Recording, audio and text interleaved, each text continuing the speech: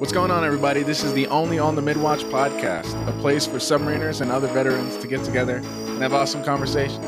Let's face it, the times you spent on watch or patrol led to the most memorable and hilarious and ridiculous moments, and it's really hard to recreate that environment. But now we've got this show, so let's get to it. One of the best leaders that I had the pleasure of meeting, Armon Owens here. He's got a new book coming out, or it's actually already out. It's called The Fight to Lead. And when I say he's one of the best leaders I've ever had the pleasure of meeting, I don't say that, just willy-nilly. This guy had conversations with me when I had some rough times on the boat as a junior sailor, connecting with me on a personal level to say that he's been there and that he knows some of the challenges that I faced. And he's gone on to achieve some great success. So, Armon Owens, thank you for coming on the Only On The Midwatch podcast. No doubt, thank you. No doubt. I had to come back again. I had to come back again. Yeah, thank you for letting us get the chance to interview you, man. What's been going on with you these past few months? What's been going on in your life? Man, it's been great. I think last time you talked to me, I was kind of just getting my feet wet here in Hawaii, and now getting ready to leave and go on to supposedly bigger and better things out in Japan. But it's been great. It's been a great time here in Hawaii. One of the best decisions I made to come out here. I had a choice. When I left Norfolk to go to Washington State or go to Hawaii. I think I made the right choice to come out here. That's an easy decision, right? No state against anybody in Pacific Northwest, but I gotta tell you, man, it's delightful. It's delightful out here, man. Delightful. Yeah, I went to Hawaii for the first time on my last job. I had a bucket list. I was like, I want to swim with some sea turtles. Yep. So I was doing R&D. I was doing R&D. Sorry, confused. R&D on unmanned autonomous surface vessels, and got out to Hawaii. And luckily, they didn't need me on the naval ship that was going out, so I got to stay back at Duke's Hotel, and I got to snorkel for like a week. And I swam with sea turtles, bro. Like, I'm not even kidding you. Like, we went out, and they were like, you're not going to find any sea turtles. And I was like, all right, we'll see. So I went to the ABC store, got some fins and a mask and whatnot. And when we went out there, we're swimming out to the edge of the sandbar. Sure enough, look down, and there's a big sea turtle. Like, his shell was like bigger than my torso big. He was like 3 feet away from me, right below me. And I was like, I kind of got spooked. I never swam with sea creatures before, so I kind of got spooked. I kind of swam away a little bit. And, man, it was awesome, dude. I love Hawaii, man. If you're out there, like, I can imagine it's probably a sweet spot to be. It is, man. I've done some things. I will tell you that my swimming prowess wasn't necessarily up to par when I first got out here. But it requires you to get right, because the diving, I've gone diving, snorkeling all over the place, man. Had to get my game up. You got because swimming with sea turtles, ran up on a shark once. That no! was interesting. Yeah, what did you do? I would have I was scared of sea turtles. Like, I swam above that sea turtle. I was like, hold on, let me get like 10 feet away from this real quick. Yeah. And then let me come back and see what's going on. What did you do with that shark? So here's what I would tell you. I would tell you that I've been practicing mindfulness for years, and being in control. Mindfulness being what? Being able to recognize your emotions, being able to understand them, navigate through them, and not have them take captive of you, so that they dictate your actions, right? So I feel like I was pretty good, because last thing that you want as a leader is to have your emotions take you away to a place that compromises how you lead, right? So I'm thinking, if I run up on something, I'll be fine. I just negotiate. Yep, there's fear. Got it. Let me get out of here. Nah, Jack. I panicked. I panicked. Had to get up out of there, bro. Had to get up out of there. I did everything wrong. Breathing heavy, kicking up, getting up out of there. Yeah, complete. Yeah, it's like there's leadership and then there's sharks. That's a fact. That's a fact. Yeah. We're not talking about leadership right now. We're talking about this shark that's 2 feet in front of me, and I'm trying to make it home to eat some sushi tonight. Yeah, and it was small. Like, it was a small one too. Like, it wasn't like this overwhelming. Like, I would love to tell you, like, man, You know, out 13-foot tiger shark. Right. This great white, and I live to tell about it. I'm gonna write something about it. Nah, Brad, you talking about a super small shark that wasn't even thinking about me. Yeah. That's crazy. Now, I would have been the same way. I was telling somebody on, I think the last podcast that we uploaded, I was like, he was saying that he had to go to, when they went out in the Army and they went out and doing drills or whatever, they would camp and they would have to beat coyotes away from the porta potty. And I was like, bro, I would get brought up on UCMJ charges if they told me to kill a spider. Like, I'm not that guy. I'm going to be 100% honest with you right now. Sharks, coyotes, spiders, it's not happening, dog. I'm just keep it a buck. Like I love going out. I love being outside. Love doing outside things. I'm just not built for like outside. If you know what I mean, like all the things that come with being outside, like ants and ticks and spiders and I just. Oh man, yeah. You said ticks and that just triggered me, bro. I went back to a place. I went back to like 3 different flashbacks of my childhood growing up in the woods in North Carolina, where I was like, I can't believe I'm about to kill myself right now just to save myself from getting these ticks pulled off me. Yep. Yeah, that's crazy. All right, but jumping into it, you got this book that I told you before we started recording that this book is it's amazing. It's awesome. I can tell that you poured over this book for a long time. You put your heart and soul into it. When I was on the boat, when I was on Helena, when you were on Helena, when you were the cop, and I was tang bang. Tang right? Bang. Watch section, tang bang, ship's control party. We were out there doing God's work. Me and Daniel Shelley, or Daniel Shelley and I, we would always reach out to our leaders within the command. Daniel Shelley and I would be ship's control party.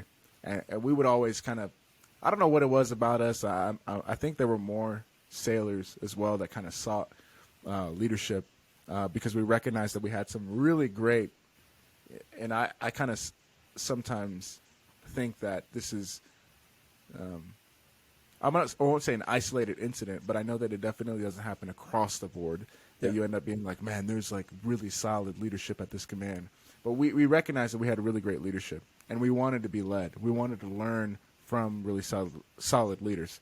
But we would seek those leaders out. We'd ask them for advice. We'd ask them for resources. And, we didn't really have to ask you that much for resources because I don't know if it was that you like recognized that we were kind of hungry or what, but I remember you would always impart to us some books to read, some literature.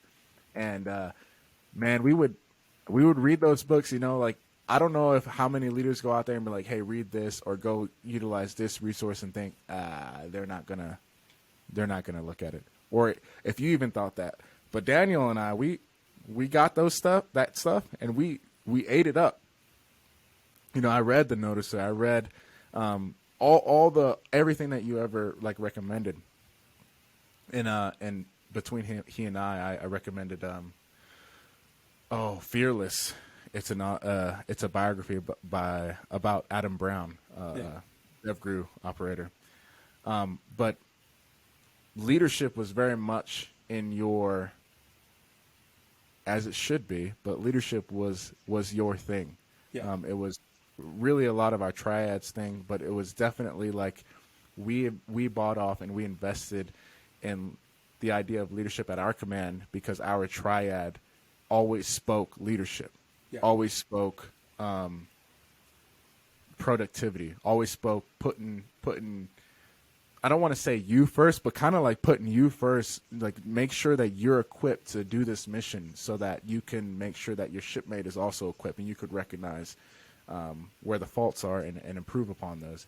So, to get started on the topic of your book, this great book that you put together called The Fight to Lead, what inspired you to write a book about leadership to begin with? Because, for me being a junior sailor going into the Navy, ultimately I got out after my first contract, but some other junior sailors, they might recognize some faults in leadership, or they might see how they want to improve when they get into leadership positions. But not everybody's thinking, I want to write a book about leadership. Like, what got you to the point where you're like, I think I can write a book about leadership? Yeah, man. First of all, I want to speak to you guys' natural inquisitiveness. Like, that was a life source for me. You guys were naturally hungry, naturally curious, and you had a fascination with, hey, I think this is I think I'm in a good place. I want to extract what's happening here so that you guys could duplicate that, whether it's in the Navy or out of the Navy, wherever you happen to be. So that in and of itself just gave me life. That gave me so much joy to spread what I got. I wanted to empty myself and give you all the tricks and tips and secrets that I've learned in good places and bad places. I'll tell you, my fascination with leadership started as a result of horrible leadership. Horrible leadership. My first chiefs, and I say chiefs because it was just a rotation of people coming in and leaving for various reasons. I'm not gonna get too deep into why, but just some trying times in leadership on my first boat, and they never ever questioned me about how I felt about anything. They never ever made an intentional motion to make me a part of the team. Right. I always felt as though I was on the outside. Now, later on down the line, I recognized in me some of the things and you have to take responsibility for your piece of the pie as well, because it's not solely external, right? It's things that you have to deal with yourself. But as a leader, I just never felt as though I was safe in that space. And because of that, it forced me to go and dig into any leadership text. How is this supposed to go? Is it supposed to be this dictatorial, you do what I say because I said, not what I say, but not what I do, but what I say kind of culture, and just vitriol and spitting in your face and going, like, is it supposed to be like that? Because I don't because how I feel right now, like, I don't want to do anything. Like, I only want to do what's necessary to not have anybody talk to me. I will tell you this. On one occasion, on my first boat, we went out. We had small ops over the course of about 4 months. Where we would go out for a week, we'd go out for 2 weeks, go out for 3 weeks, whatever. Every time we came back in port, returned to port, I took leave. Because my leaders would wait until the day that we were about to pull back in, have this long list of stuff that we could have got done underway, and say, hey, you can't leave until you get this stuff done. I'm out here in my 19, 20 years old. I'm out here in these streets trying to make it do what it do. I got a life to live, man. And you talking about I gotta stay here for what? No. So I took leave. Like, I just never felt like I was a part of the team. And here's a leadership thing that most leaders miss. I say most leaders, this is generalization, but a lot of leaders that I've come in contact with is that as much as you have to choose to be a leader, the people you lead have to choose to follow you. They got to choose to follow you. So, because ultimately you want to be able to get the best out of people so that you can have the best results. You can have the best possible outcomes. When you have everybody operating at 10 to 15%, because that's just enough to get the job done and not having anything being said to them, you're going to have mediocre results. You're going to have mediocre outcomes, and you're not going to have the bandwidth and the leverage to fix it, because nobody wants to go that extra mile. Nobody 100%. Wants to do their best. They just want to get out of your presence. So there's a choice that has to be made by the people that you choose to lead. And that's something that kind of clicked in my head, and that's what drove me into looking at, okay, how do I do this? Because if I repeat the errors of the people that came before me, I'm going to mess up somebody's life. I'm going to be a point in somebody's life that they are looking to remember and have extracted out of their memory. A place of blame you know. Oh yeah, absolutely. So you combine that with my natural inclination to write. I've been writing since I was 5 years old. I was published in multiple magazines for writing poetry in my teens, and it was all due to the encouragement of my godmom. My godmom saw something that I wrote, and she was like, "Hey, you are an amazing writer." Like, I was 6 years old, man. Amanda Moore's May. Amanda Moore's May, and she's in the dedication in front of the book. But she was the first one. I'm living off encouragement from 6 years old. Yeah, so that's kind of connect. We're going to talk about it in a little bit, but that kind of connects with one of my points that I'll bring up later with the whole tie encounter and how you recognized it was just, you were kind of awestruck that this guy who you thought one way about you recognized your ability and oh, I'm not messing up. Yeah, you know what I mean. Oh, I do have potential. Yep. Oh wait, I'm good. You know. Yep. So. Yeah, man. Sorry, I didn't mean to cut you off. But. No, but that's so my desire to write has been forged in me, since I was, like I said, since I was 6 years old.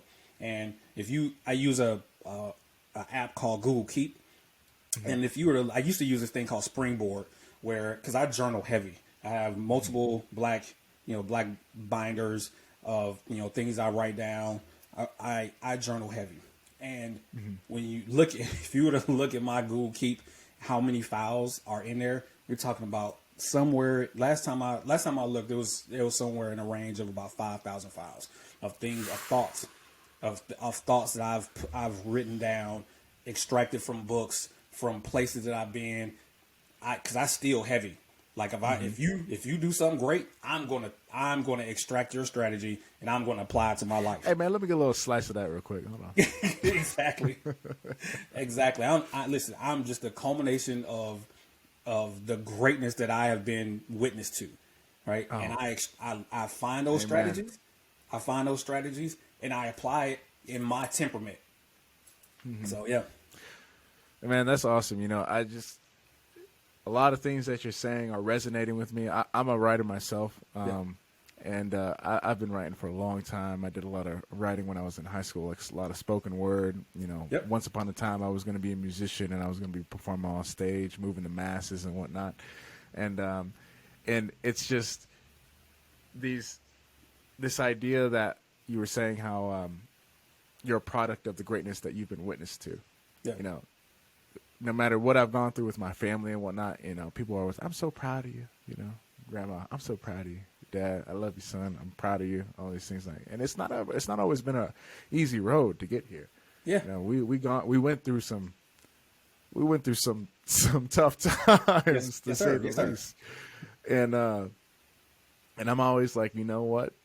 Like those tough times are what got me here. Those tough times, I learned hard work and dedication and believing in myself and not, selling myself short from my grandmother, a black woman who grew up in a time where she, was given opportunities by, white families that she worked with in the North who happened to be,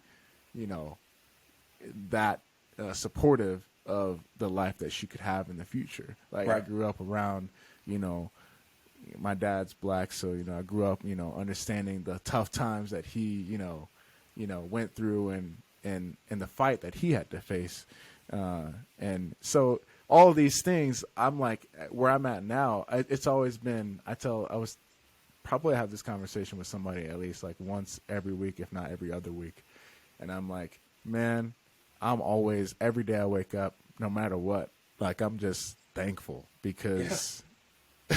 Because where I was and where I am now, completely two different things, and I'd rather be the latter, and it's all because of the people who I've gotten to come into contact with, whether it may have seemed negative at one point or positive.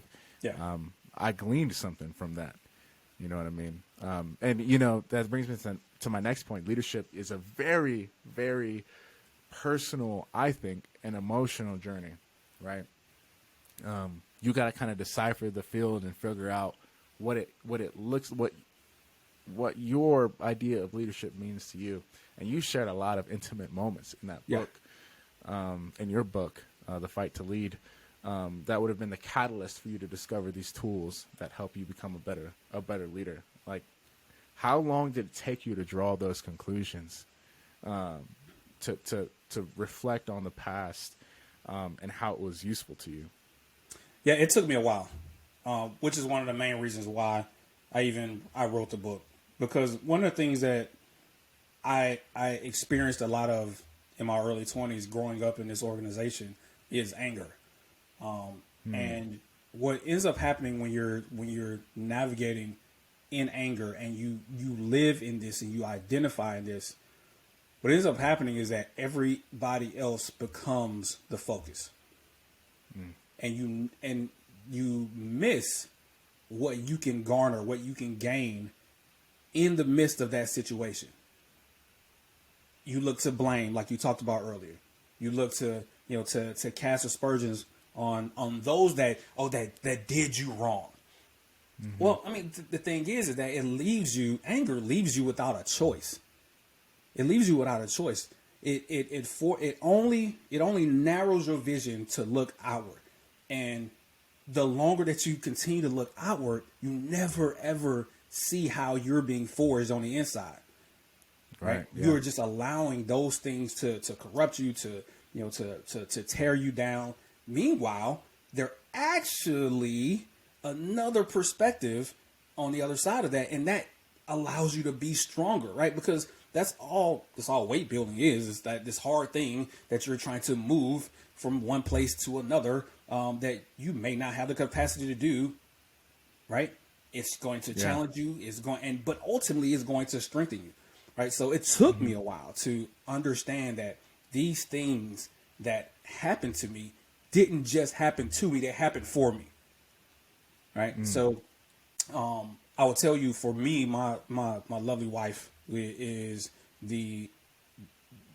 probably the catalyst for helping to shift my perspective, because like I said, you get trapped in that anger and you always just looking. And the thing is that I had a measure of success. Right. So it was easy for me to believe that this anger is what fueled me. Like, screw them. Watch what happens. Right. Watch what I do. Well, that is temporary. That fuel that comes from that anger and from that hate is temporary. Once I got introduced to a perspective that I can be grateful for all the bad stuff that happened. Oh man, that fuel is infinite. Right. Because there's nothing that can stop gratefulness. There's nothing that can stop you from when you're operating in a grateful spirit, in a loving spirit, towards anything. Nothing can stop you. And then once you get in that place out of anger for what you've gone through, and you start looking with a grateful spirit, now things become clear. The aperture is widened. Right, the light is turned on, and you look at those events that shaped you. And you're like, oh my God, if that never happened, I wouldn't have seen this. If X didn't occur, Y wouldn't have been a part of this. And I remember being in a moment where we got extended. We're supposed to go on away for a couple of days or something like that, and we were out for like 3 weeks. And I'm pissed off, mad at the world, like get off. And that weekend is when I meet Ty. But I stayed so angry, about that situation, right? You never realize, like, hold up, man. Like, I was whining and complaining about this, and if we'd have came back in port, I may have never met the greatest thing that happened to me, right? We get so wrapped up, in our anger because of these situations, and I did it, right? I did it, right. And hopefully, through what I've written and even just talking to you about it, people can shift and say, okay, how can this serve me?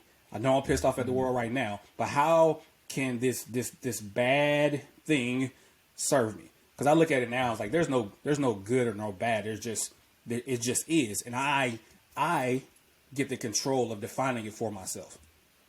Yeah, 100%. You get to yeah, you get to choose how you receive that. Absolutely. And yeah, man, that's a hard thing to kind of to share. You know, I've been in situations where speaking with people on the boat or speaking with people in my own personal life, it's you know, it's a lot easier said than done. Yeah. But when you get to this spot, I always feel like when you get to the spot to where no matter who it is, whether it's the person that has that natural affinity to say, I'm going to reflect on this and decide how I want to take this on, or it's that person that's like, you know, I call it everything's kind of surface level, but kind of in my experience, there are people who think deeply and people who kind of take things at a surface level. Yeah. And, man, I'd like to be the people who take things at a surface level for a day or two, because I feel like my brain might get a break. Yeah. But I think no matter which side of that spectrum you're on, eventually there comes a time where if something is constantly ailing you, you will decide for yourself, okay, enough is enough. Yeah. And either I can view it in this light, or I can be, you know, maybe it's I'm going to be miserable and I'm going to just, you know, think about woe is me.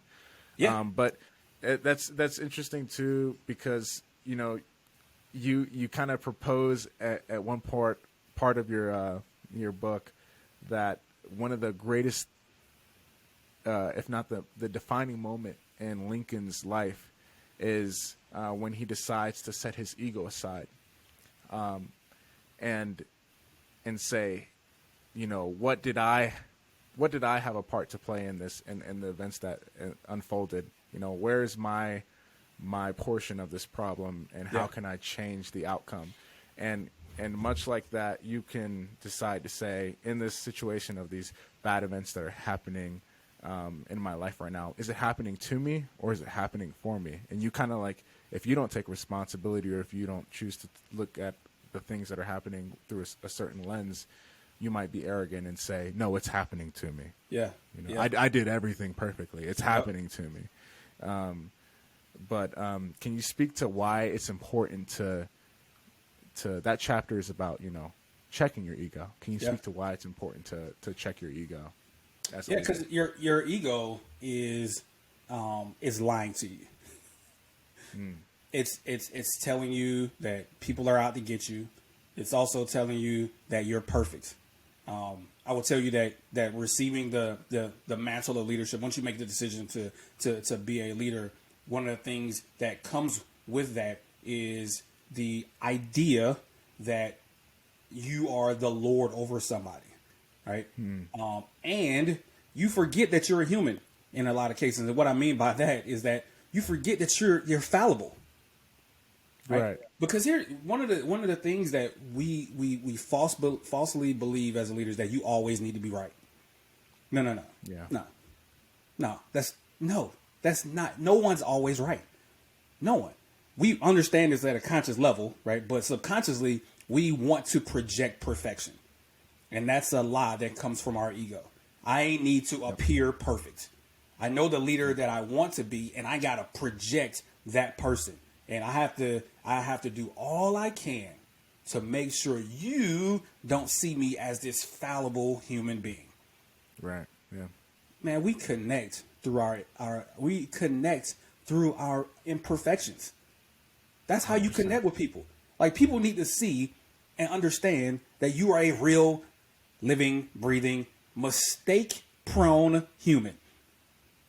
Yeah. Right, because that's how you build other humans. That's other leaders, right? Because if they see you as this Superman, this perfect person, they recognize, oh, I can't be that. Right. I can't be that. So I'm not going to even try, because I can't be perfect. But that's what your ego does to you. It tells you that lie that you need to project perfection. I tell people all the time, I put the milk in the pantry. Everybody knows. Explain. I know the milk goes into the refrigerator. The milk goes into the refrigerator, but I put it into the pantry, right? Because I'm a human. Because I'm going to make mistakes. I'm going to make some. I'm going to make some as soon as I walk out of here. Wait to make some tomorrow, right? But that is just the truth of who we are. how we respond to those mistakes, how we respond to that imperfection is what makes us effective and transformational leaders, right? And that is the thing that connects us with people, and they now make the choice. Going back to that choice, they make the choice to now follow you because they recognize, hey, this person is not going to lie to me, not going to lie to him or herself about who they are. They're going to be honest. And that's going to give you the greatest level of clarity on how to move forward. Because those lies, that ego, it clouds your vision. All you see is you. All you see is you. And if you can't lead yourself, if you can't overcome your ego, you're not going to lead anybody effectively. You know, we spoke offline about I think I was mentioning how I try to, in any situation where I communicate with people, be 100% transparent and upfront and honest. I find that in my interactions, it disarms people. If I share something that, like, you know, I kind of got this from my stepmother at one point. You know, some people might say she overshares, and you know, be that as it may, like I always find that when you disarm people by being 100% transparent and just honest, you can actually get to the root of a connection that you're having, right? Yeah. I don't have to try to sort through this person that you're trying to project on me. If I tell you that I'm fallible, that I have flaws, and that I'm under no delusion that I'm better than you, then what do you have left to prove? You already have the high ground. I'm receding the high ground to you. Here you go. You know, in this moment, I just want to connect with you on a personal level, and build a genuine connection. And it's hard for some people to do. You know, we all have different personalities and whatnot. But when you're, say for example, you're the junior guy. Yeah. You're on a boat. You're coming from whatever background you come from, and you're trying to, man, you're thrust into the submarine force, right? A bunch of people. That's a great way to say it. Yeah, you're just thrust into there. A bunch of people who have earned their stripes. A bunch of people who have proven themselves. You don't know their journey. They had their own crucible, and they're now in the position to where they've proven themselves, and they don't really have to answer to anybody except for things that define their ability to advance career-wise. Yeah. And now you're here, thrust into that, and you're trying to make it. Sometimes, if you don't check your ego, and if you don't look inward, you might get caught up and think that you have to project a lie about yourself in order to convince your peers that you belong to the group, that you're worthy of being considered to handle X responsibility, or to wear the dolphins, or to have the same conversation, or to be invited to go play spades on cruise mess. You know what I mean? The truth will come out. And you had this great, man, this story was I was reading this story and I was like, I felt it, man. I felt it when you were talking about how you were at the bar, inevitably, that all the submariners ended up at, and you were with your brother, and then Ty came along, and Ty left your jaw on the floor with the praise that he gave you. And you know, I talked a little bit in some past, I don't know if it was podcasts or if it was just amongst the people who I've networked here, but the thing of imposter syndrome. Can you just kind of speak on your thoughts about imposter syndrome and the role it plays in your path towards being a better leader? Yeah, the root of it is just, you never feel that you're enough. You never feel that who you are completely and totally is enough to be in the situation, you know, that you're in. And I remember that occurrence like it was yesterday, man.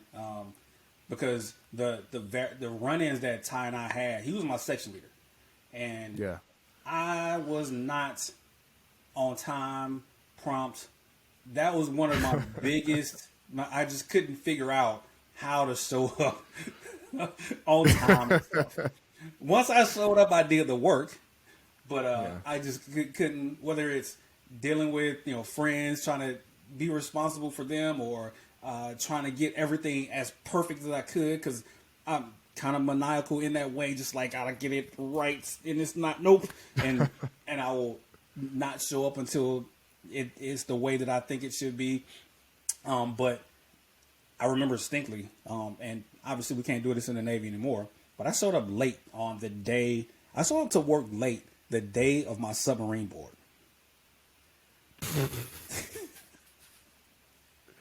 You might as well just not have showed up at all. And it was it's a fact. And it was my duty day. So I'm supposed to be here. So I'm supposed to be at work at 6 a.m. My board is at 10.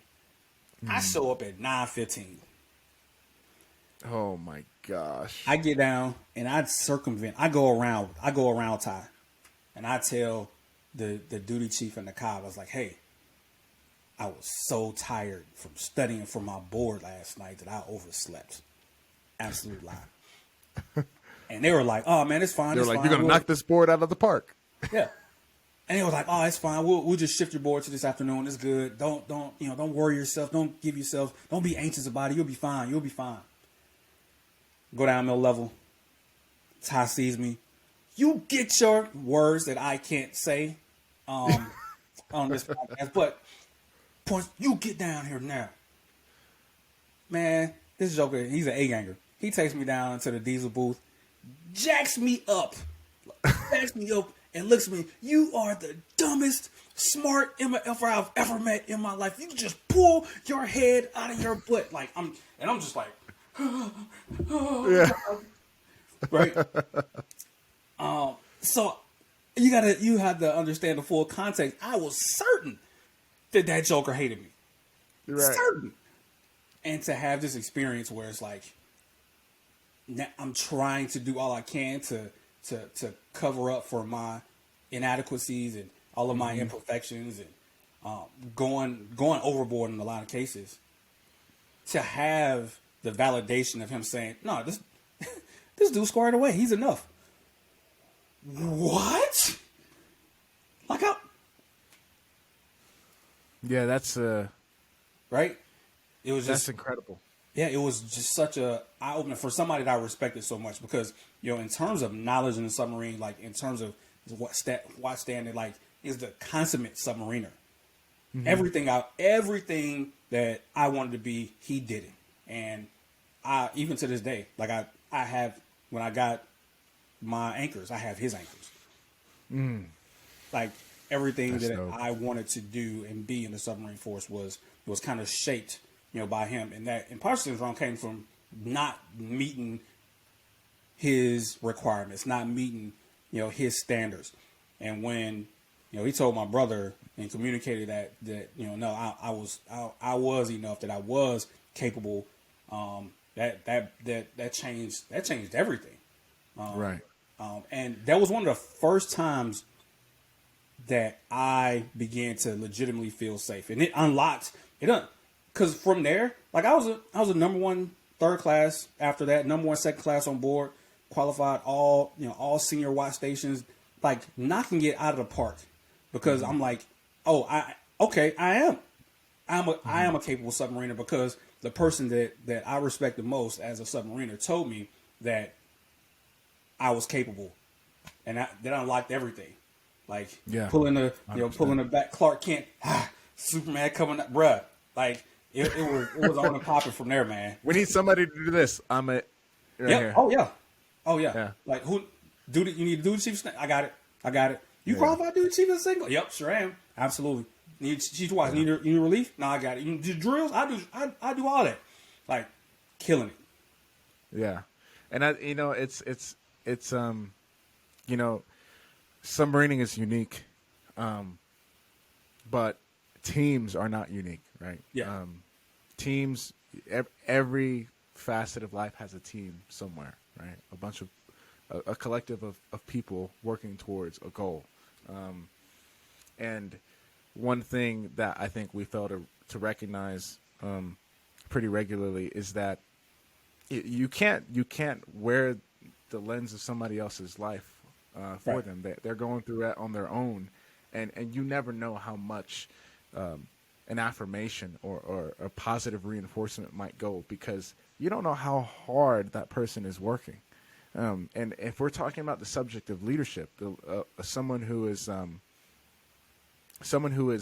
still a part of the team, but who is supposed to, I don't know how to say it, but other than lead, but to get the rest of the team to the end game, that is reinforcing that their work, how hard they're turning those wheels, is paying off, and it's recognized, goes a long way. And in the submarine force, for a team like that, that's a team where so much hard work is done by everybody, and it's arguably more hard work than the average person would have to do. And there's also that air of, this is the military and this is a tough job, and no one's going to give you a pat on the back for doing your job. So Facts. Given all of that, go ahead. Yeah, I was just thinking about the submarine force, just and how we're shaped, right? We're negative. We are negatively minded, right? So it's always focused on the negative. What are you doing wrong, to get better? Very, very rarely is there a culture of encouragement or a culture or of positivity, because that's not what facilitates, top level performance. I disagree strongly. Negative based feedback, has its place, but in terms of unlocking top level performance, the bottom line is people do better when they feel better. Yeah, it ain't calculus. People do better when they feel better. Right? You're gonna get the best. You're gonna get the best work out of people. When they feel safe, when they feel empowered, when they feel like what they do matter. I think the obstacle there for most people to buy into that ideology is that it takes work, right? It takes you, if you're, I don't want to say a gatekeeper, but maybe a policy maker. It takes hard work. It takes you, take for example dogs or training animals, conditioning, stunt animals. I really enjoy training dogs, which is why I'm bringing this example up. But positive reinforcement works 10 times better than negative. If you train the animal to buy into the action that you want, the outcome that you want, then that's way better than just ruling out of fear. They're going to do it innately because they want to, because they buy into the objective, right? And it's the same thing with people. And so the reason why it's so hard to buy off on, though, on a larger scale, is because it takes people in positions of, I guess, power or policy making or whatever the case may be, to do a little bit more work than they're used to doing, right? Yeah. And it's funny too, because you have, I think you can recognize all this. Whoops, excuse me. You can recognize all this, and you can overcome your ego, and you can get a boost from that person that you look up to, validating your hard work and the path you've gone thus far.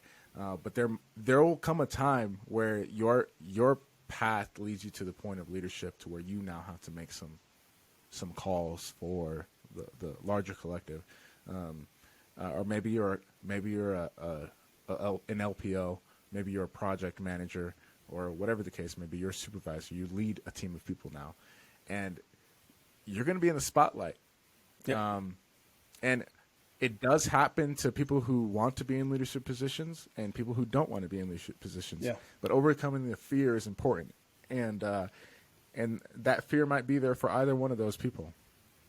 You had this great story with, or this recounting of events with Chamberlain, Yeah. at the Battle of Gettysburg, and an incredible vehicle to deliver this message. I think over about having resolve and Yeah. recognizing that when you're in that leadership position, that you have to display your triumph over fear for the greater good, regardless. You have to put the people first, regardless of the outcome.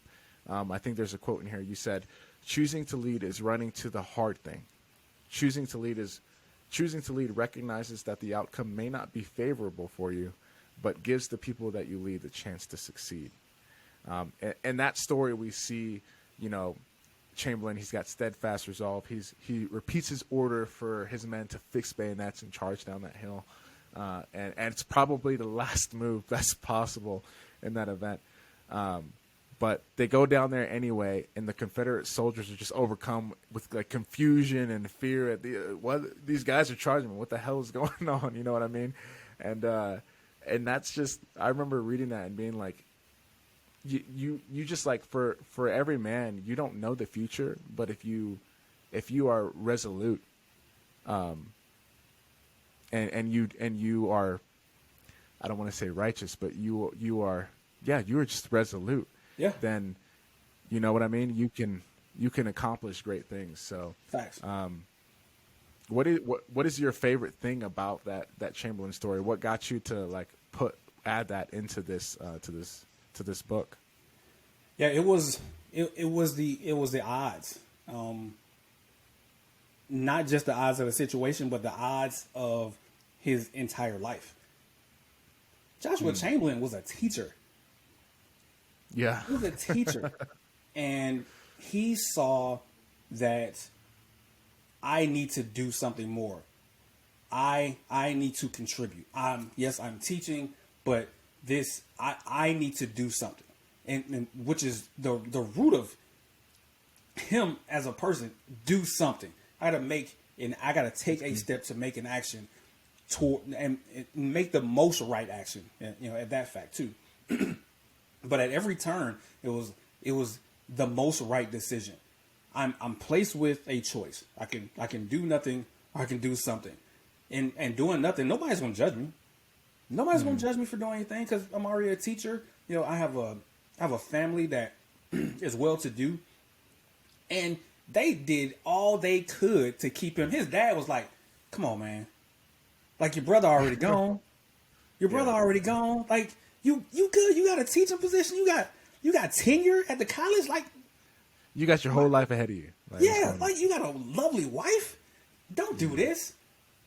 Yeah, all these people telling you, all these voices of reason, telling you, "Hey, you shouldn't go towards that hard. You shouldn't go towards that path. That path hasn't been forged."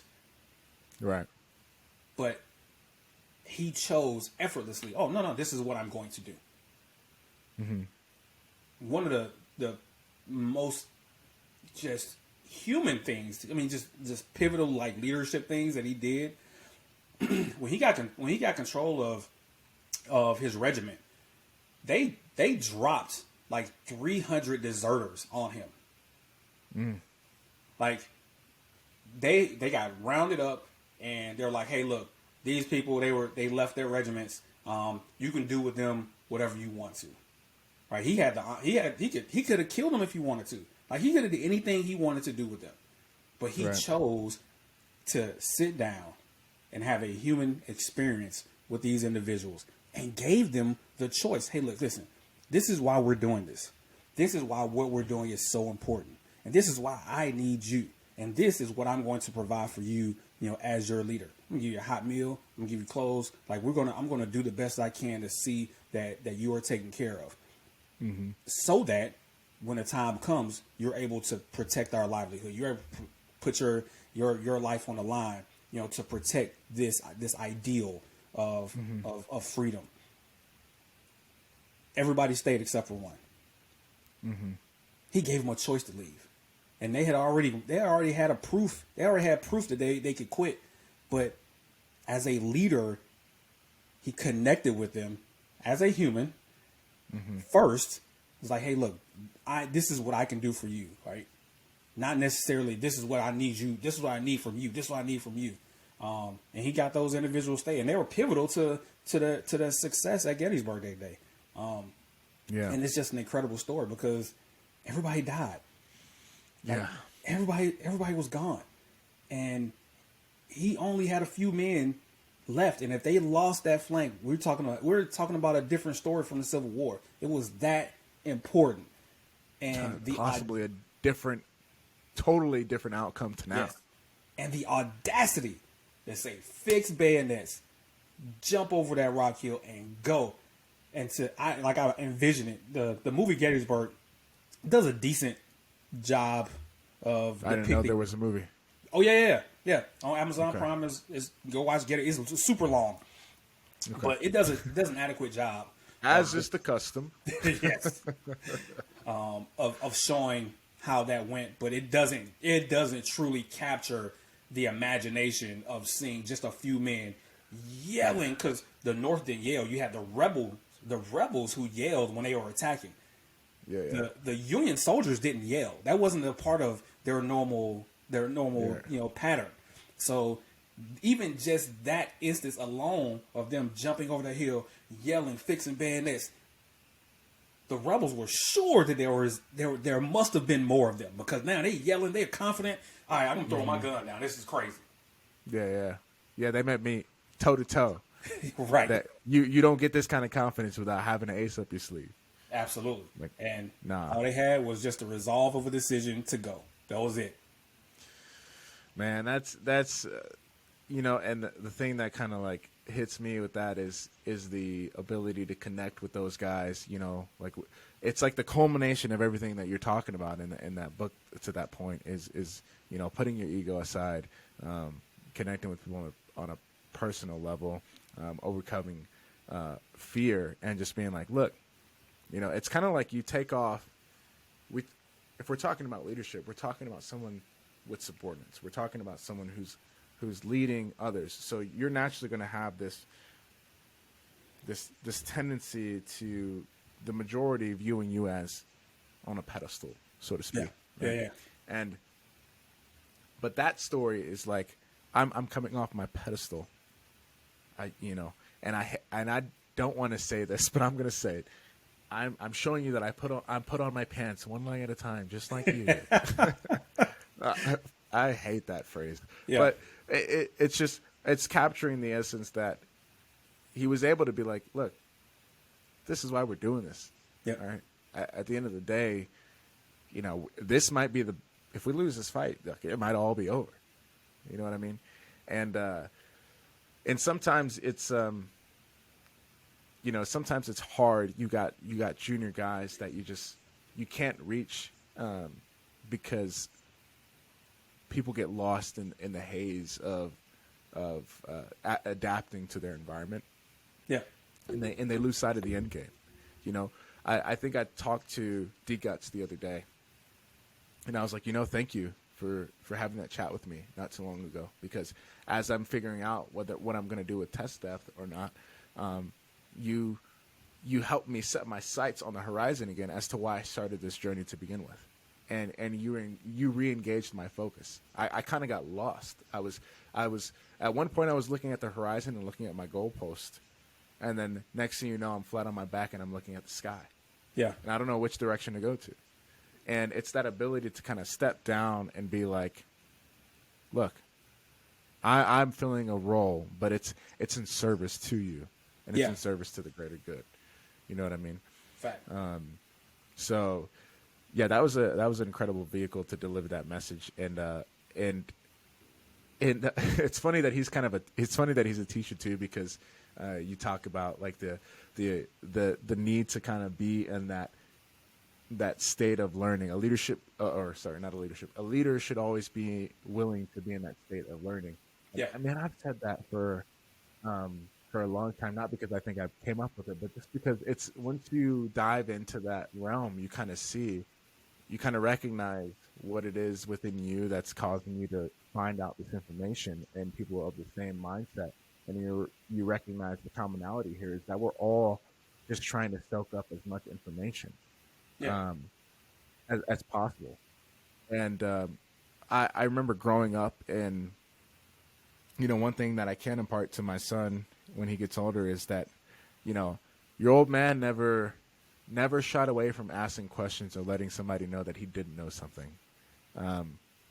I was just, call it a fault if you want to, but I'm humble to the point to where I recognize that someone knows more than me, and I'm willing to ask them so that I can know as much as they know. And I don't know. Do you find it hard in your career so far, or did you find it challenging in your career so far to find your place, or find yourself to be in a place of learning? Sometimes did you feel like you did have to be like, wait a minute, I've held a strong ego for the past couple months and felt like I just knew what Yeah. I didn't have anything to learn anymore. I'm Cobb, you know what I mean? No, I got lucky. In 11th grade, my language arts teacher introduced me to a man by the name of Ralph Waldo Emerson. And I had to write a 20-page paper on transcendentalism. I am not going to go into that now. But needless to say, I learned more about Ralph Waldo Emerson that I ever cared to previously. And I have probably absorbed every piece of work that he has done. And one of my favorite quotes that comes from Ralph Waldo Emerson is that every person that I meet is my master in some way, and in that I can learn of them. And that puts me in a place of always learning, of always being curious, of always being fascinated. Also, just I think Aristotle said it, the wise man knows that he knows nothing. When you think about all the things that there are to know, like you put that like fully in context,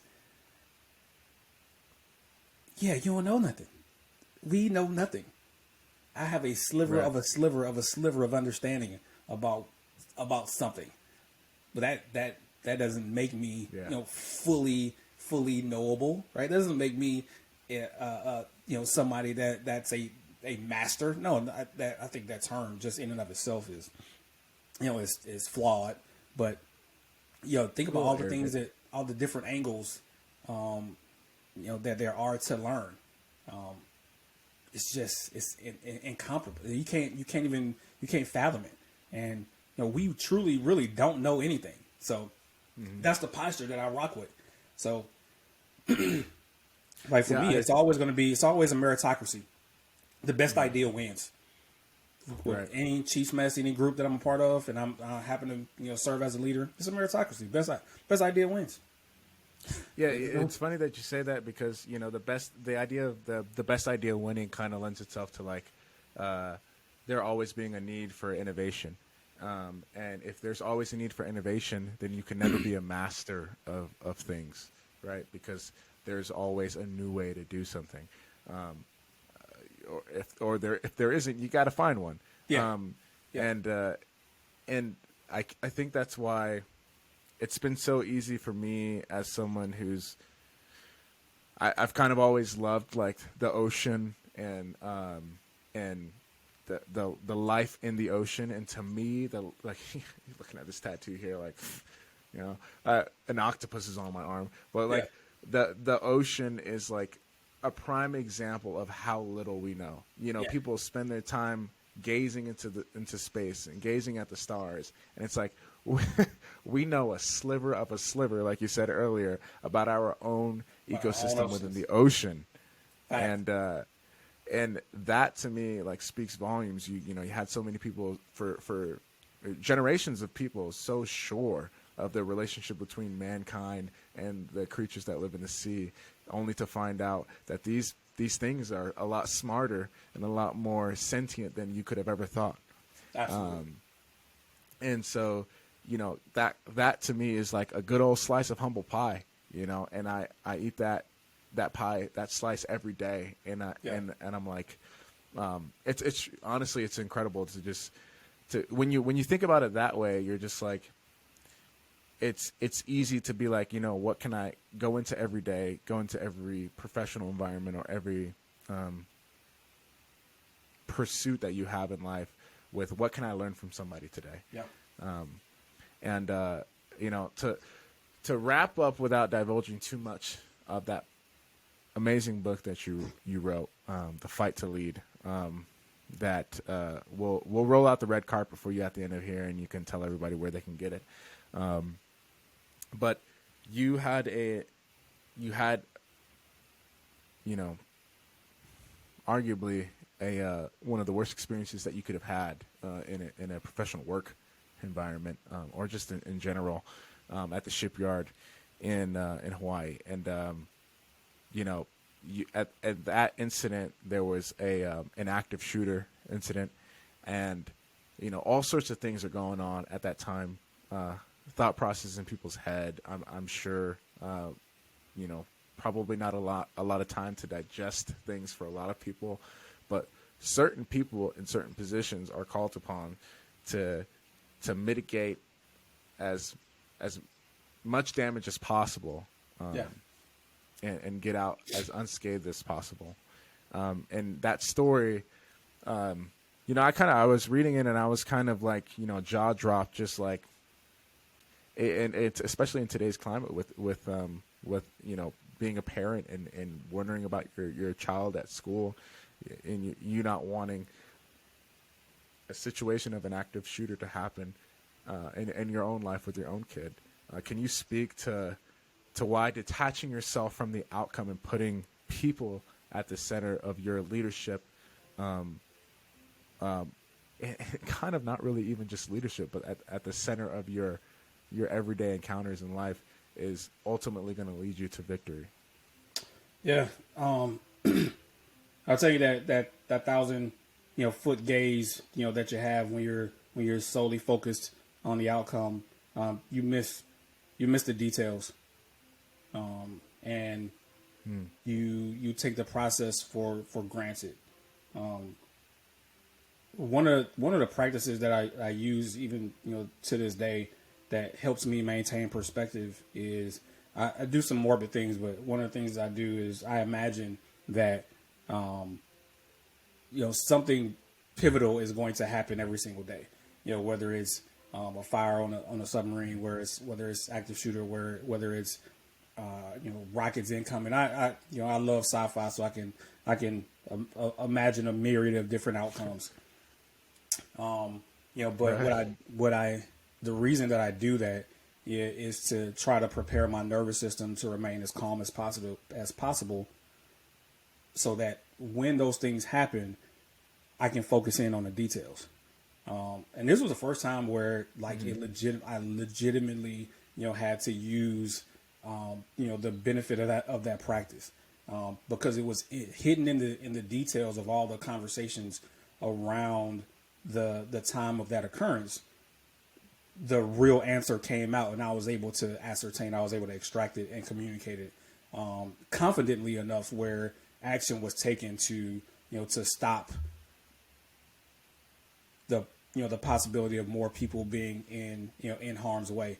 And right, because at the end of the day, the leader is called on to be the clear thinker, right? The leader is called on the one to lead the way, for lack of better words.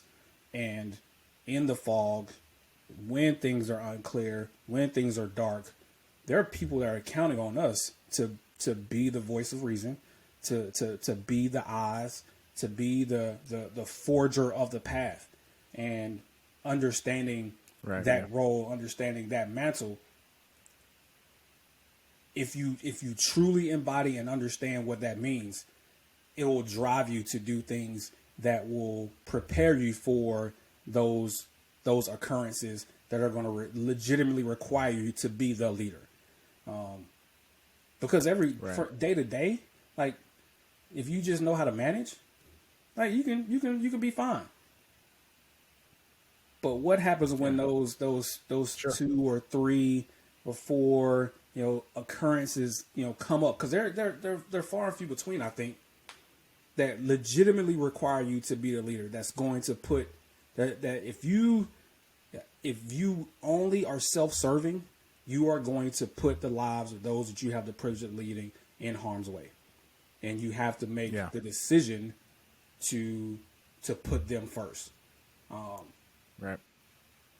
Because approving a document, or telling somebody they can go to school, or deciding what color T-shirt you're going to wear, that's management stuff.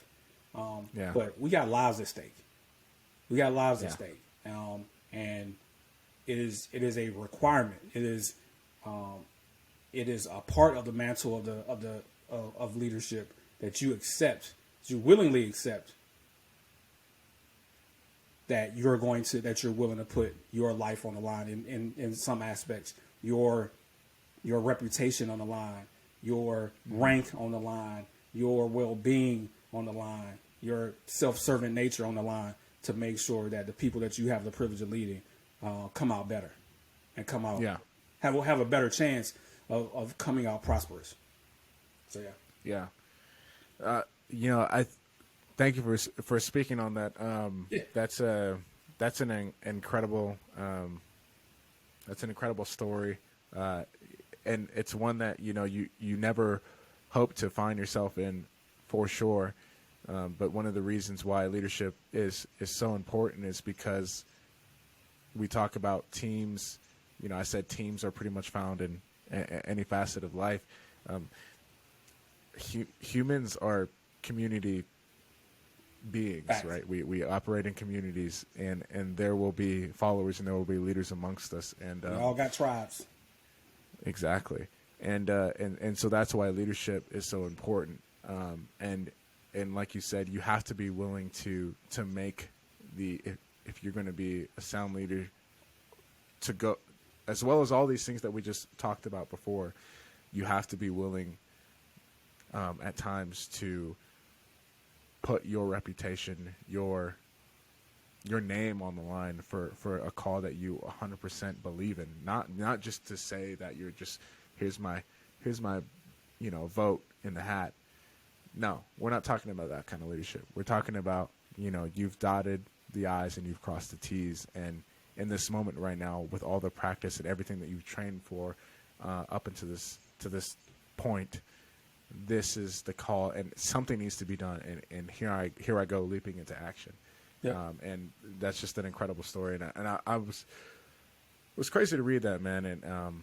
And I'm thankful that you did share that, because that was a great way to deliver that message as well. And Armon, we've been talking for a minute, man, and I don't want to take up too much more of your time, but I'm just gonna let you take it out here, let everybody know what you've got going on with your professional life as far as it goes to this book and whatever else you want to share, and what you've got going on, brother. Well, it's simple for me. I am somebody that thinks about legacy a lot, not in terms of my career, but in terms of my family. And for me, I have no idea what my great grandfather thought about insert thing here. Right. I have no idea what they believed about this thing, but I want my great grandchildren to know what I felt and what I was passionate about, in terms of leadership, in terms of connecting with people, and why this is so important to me. I want them to know, which is the one of the main catalysts for me, writing in general, writing books, creating and putting it out into the world. The applauses are great, the boos are great, but none of that even matters, because that doesn't transcend family. That doesn't transcend the legacy I want to leave, for my great grandchildren down the line. Right. Because they'll always be able to go back and say, man, I don't wonder what great grandpa Armon that I'm named after thought about this thing. I wonder what I want to, and to be able to draw the parallels and the connections, to what's happening in their time versus what's happening now for us. Right. Yeah. That is my driving force, which is why it becomes so awkward when people ask, like, can you sign this book? I'm like, Sure. But yeah, this isn't a definitive work on leadership, right? This is more so about the definitive work that we have to do on ourselves to be able to lead. Every leadership theory that's out there can only be carried forth when the person has dealt with the stuff that they have going on with them. Because everything is corrupted.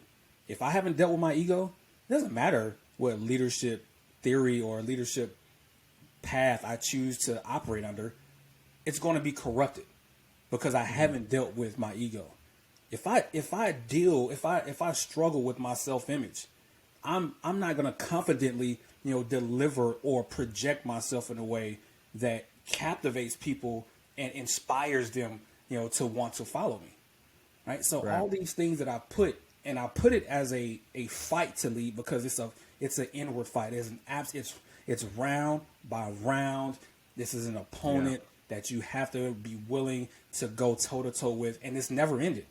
It's never ended. That's why I say it's not a definitive work on leadership. It's just a definitive work on yourself. You have to start and lead with yourself and fight those self-serving urges that keep you from giving what people need. Not from what you need, not from what I need. It doesn't matter what I need. It doesn't matter what I can garner, what I can gain out of this situation and get all the applause and look at that person go. None of that. What does that do? Because what happens when I'm gone? Everything stops. The progress stops. Right? I am charged to develop leaders, to make leaders, because it has to continue on. The success has to continue on long after I'm gone. So it's my charge as a leader to make and develop leaders. And that starts with looking in the mirror, dealing with our own inadequacies, right? Our own, areas of failure. And number one, remembering that failure is an event, not a person, right? So we don't take these things that we deal with personally. We take them seriously though. Yeah. Right. We don't make those imperfections who we are, right? We take those imperfections and recognize that this shapes who we are, but I can always make this better. So that's what the fight to lead is really about, just dealing with what goes on in here, conquering those things. It's a never ending fight. It keeps on going. Sometimes you're gonna be in chapter 6. Fighting that fight. Sometimes you find yourself back in chapter 1 fighting belief. But hopefully I delivered the stories in a way that that show why they're important, and showed how the way that I utilize to be able to overcome and defeat that opponent. 100%. It's a great book. I think that people are gonna love it. I've already recommended it to so many people. I appreciate it, man. I hope that they hop on board and glean all of these lessons that you provided. Where can we find your book? Where can we find anything else that you've got going on in the future, or any other projects that you're involved in? Yeah. So number one, you can find the book on Amazon. The Fight. Just type in the search "The Fight to Lead," and you'll be able to find it in paperback and in Kindle edition. The audio book, I'm working on that right now. The audio book will be out somewhere around July, August time frame. Working through all the nuances that come with Audible, are a challenge for me because I'm reading it myself, and I don't talk a lot. Yeah. So I have to do maintenance on my throat and make sure I can. You gotta drink some lemon water or whatever. Yep. So it can come through clearly.